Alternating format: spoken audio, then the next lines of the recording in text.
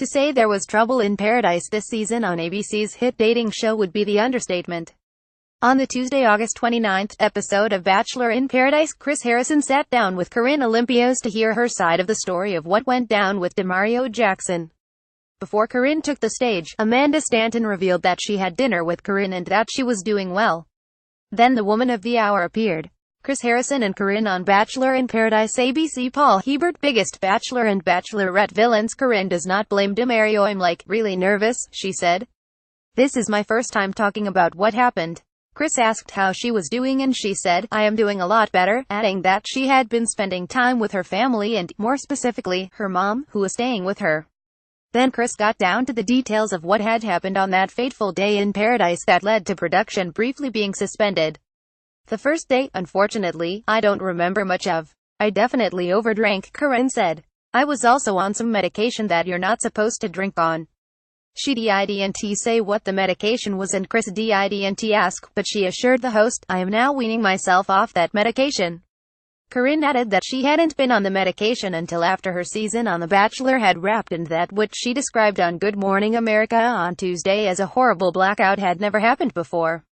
It can look like you're totally present and totally there, and your mind is just not anywhere near, she explained when Chris asked her why she had seemed fine during filming if she was on this medication. The morning after, Corinne said she remembered lying in bed the following morning and thinking, I just don't understand.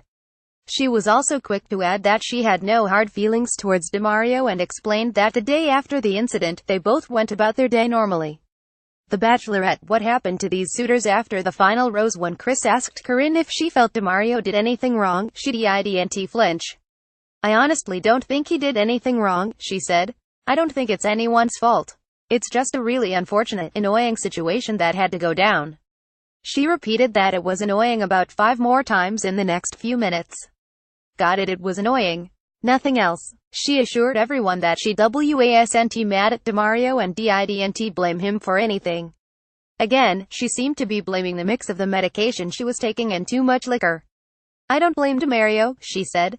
I don't even know what to call it. It's just so heart-sinking. She concluded by reiterating that she wished Demario all the best and she's sorry he had to go through this. The rest of Paradise. For everyone who hadn't been kicked out of Paradise, here's what went down earlier in the episode. Daniel, the Canadian, arrived with a date card in hand. Lacey was super into him and, after he tortured her for a bit by threatening to ask out another girl, he took her on a date. 10 times The Bachelor made our heads explode. There was a rose ceremony. Jack Stone gave his rose to Kristen. Matt returned to give Jasmine a rose so she could remain in paradise and she called him a little bitch to the cameras.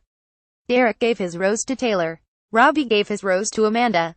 Diggy gave his rose to Dominique. Adam gave his rose to Raven, which meant Sarah was going home.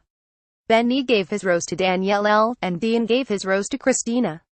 Later, Dean had a change of heart and ended up making out in the pool with Danielle, while Christina cried to Robbie.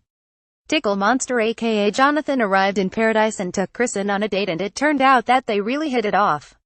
Then Kristen ended up making out with Jack, and Tickle Monster was pretty mad.